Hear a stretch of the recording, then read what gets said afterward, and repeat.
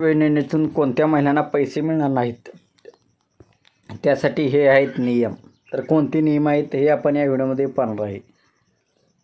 तर स्वागत आहे तुमचं आमच्या यूट्यूब चॅनलवरती. या चॅनलवर आपण सरकारच्या सर्व योजनांबद्दल माहिती पाहत असतो. तर आपण चॅनलवरती नवीन असाल तर आमचा यूट्यूब चॅनल सबस्क्राईब करा. माझी लाडकी बहीण योजना नियम. भारत सरकार देशातील नागरिकांसाठी अनेक योजना राबवते. यामध्ये वेगवेगळ्या लोकांना डोळ्यासमोर ठेवून वेगवेगळ्या योजना आणल्या जातात. देशातील करोडो लोकांना केंद्र सरकारच्या योजनांचा लाभ मिळतो. केवळ केंद्र सरकारच नाही तर देशातील विविध राज्याच्या सरकारनेही नागरिकांसाठी विविध प्रकारच्या योजना आणतात. यासाठी बहुतांश सरकारी योजना गरीब आणि गरजूसाठी आहेत. महिलांसाठी सरकारच्या अनेक योजना आहेत.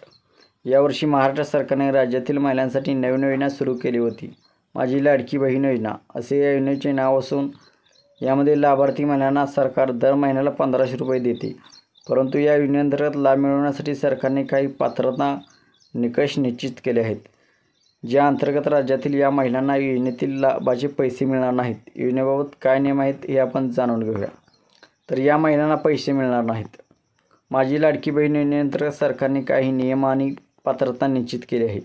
योजनेअंतर्गत ज्या महिलांना कुटुंबाचे वार्षिक उत्पन्न 2.5 लाख रुपयापेक्षा जास्त आहे त्यांना लाभ मिळणार नाही. ज्या कुटुंबातील कोणताही सदस्य आयकरदाता आहे किंवा कुटुंबातील कोणत्याही सदस्याला भारत सरकार किंवा कोणत्याही राज्य सरकारच्या कोणत्याही विभागात नियमित कायम किंवा कंत्राटी कर्मचारी म्हणून नियुक्ती केली जाते. महिला स्वतः किंवा तिच्या कुटुंबातील कोणतीही सदस्य भारत सरकार किंवा राज्य सरकारच्या कोणत्याही योजनेतून दर महिन्याला 1200 रुपये किंवा त्याहून अधिक रक्कम घेते, अशा महिलांना लाभ त्याचा घेता येणार नाही.